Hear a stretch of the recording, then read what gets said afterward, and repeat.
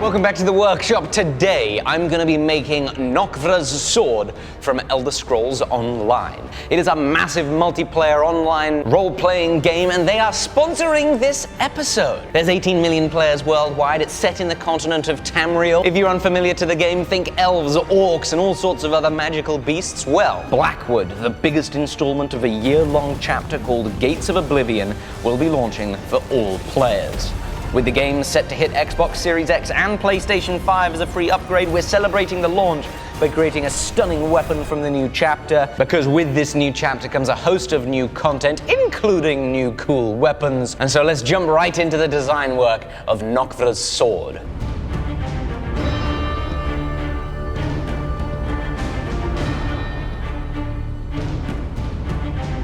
Right, so we've got this thing drawn out, and it's a whopping 115 centimeters long. It's a big boy. And one of the huge challenges in this project is we need to have this blood red glowing strip down the middle of it. So it means we're gonna have to integrate some electrics into the thing. It's gonna be awfully complicated, but for now, I'm gonna get this forge lit so that we can forge out the blade and start making some progress.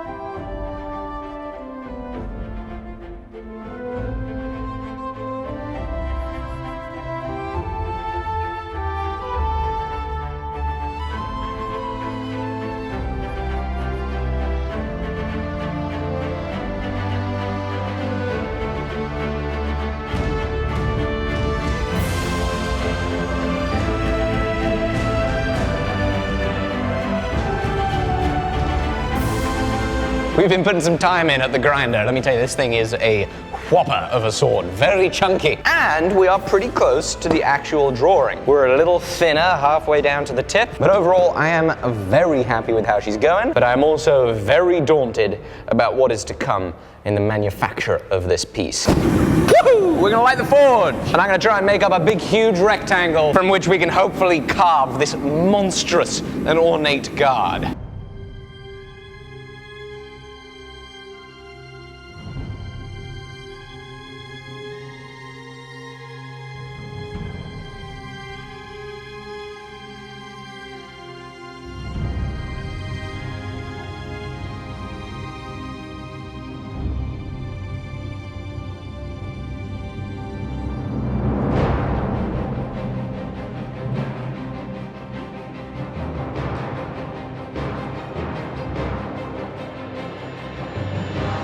This guard is proving very difficult. What I just did is I just welded on some extra little bits that would hopefully form these spikes.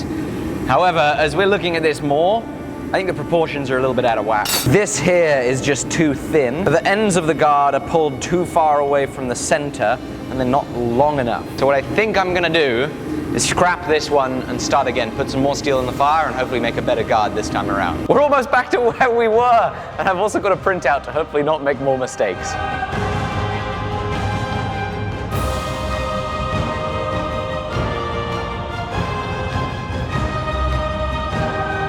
So my plan of action on this iteration is to get the profile done first before I do any of the funky contours. Saying that, as you can see, I did a little bit of contouring, but we can just forget about that and talk about my next step, which is going to be actually putting the slot and hole in here for the blade and the tang. I want to do that now before I start carving these contours and these grooves, and the reason for that is extremely scientific, very important, extremely deliberate. What do you mean you want to get out of the grinding room? It means I want to get out of the bloody grinding room. To the mill!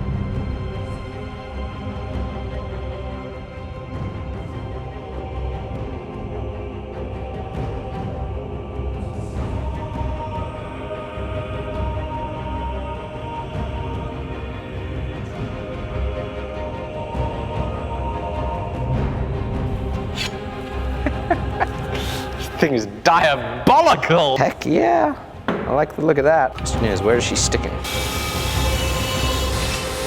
We've now got the fit up, we're gonna finalize the contour.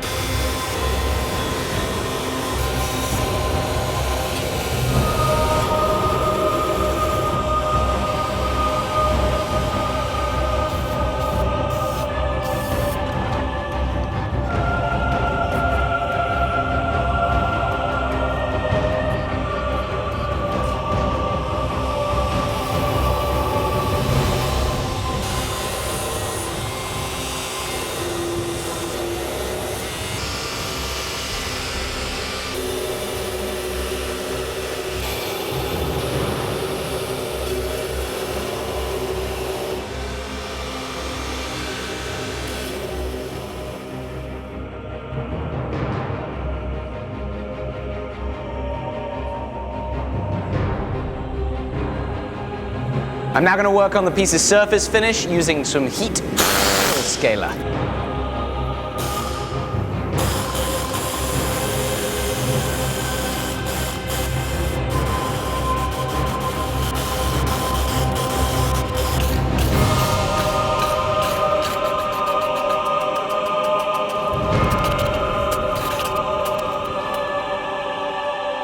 So while this was cooling down, what I went ahead and did is I made this little piece up in the lathe. It's a threaded nut for this block that will become the pommel that I started milling up earlier. And the way the sword will go together is I'm going to thread the end of the tang. It will fit into here. The nut will then screw the pommel to the sword, holding it all tight together. So now I've got to get cracking on sculpting the pommel. There's lots of carving to do on the grinder, and I'm also going to need to weld on a bit of pipe so that we can form this section out of steel as well.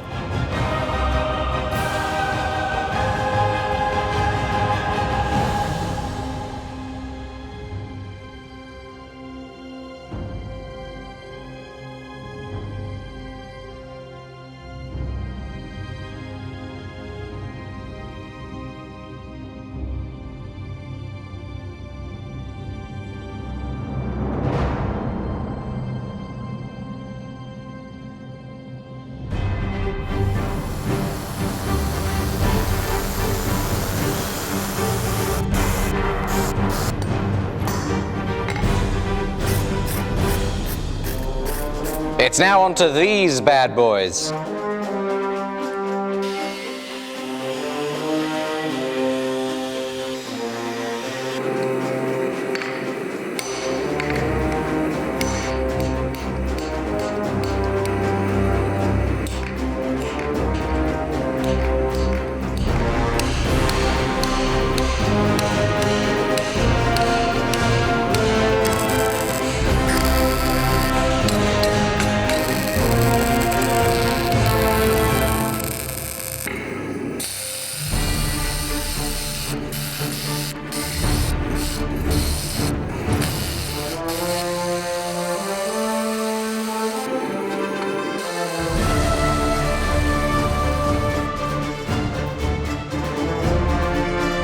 We've done some serious surface finishing. The blade is looking fantastic. And what we've got to do now is tackle our lighting conundrum. We've got to have some red running down the blade. And as you can see, I've got an assortment of lighting devices here on the table. This right here is electroluminescent wire, which means that when you hit a magic button, little electron fairies go swimming down the wire, making it glow. Let's turn off the lights. Ooh, but this is pink, that's no good. This one's a little wide. This is a little thin and a little pink. We even tried bedding it in epoxy to see what we think. This one's quite nice, but I think this is just right. But first things first, I think we can head to the mill and cut ourselves a 3mm wide groove for the wire.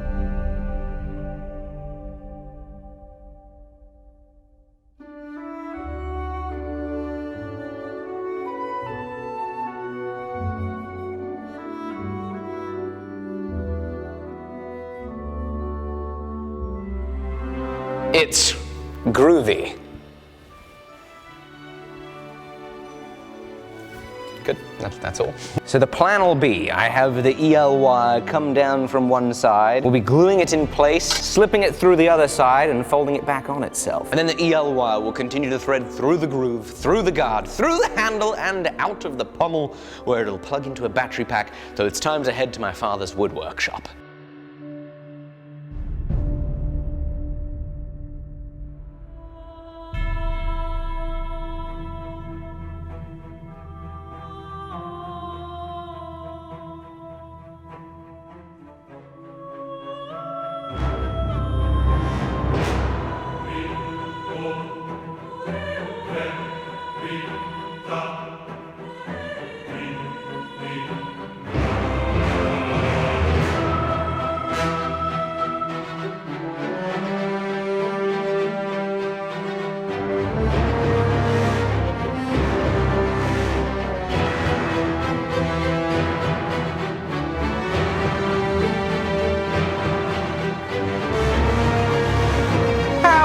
awesome does this look?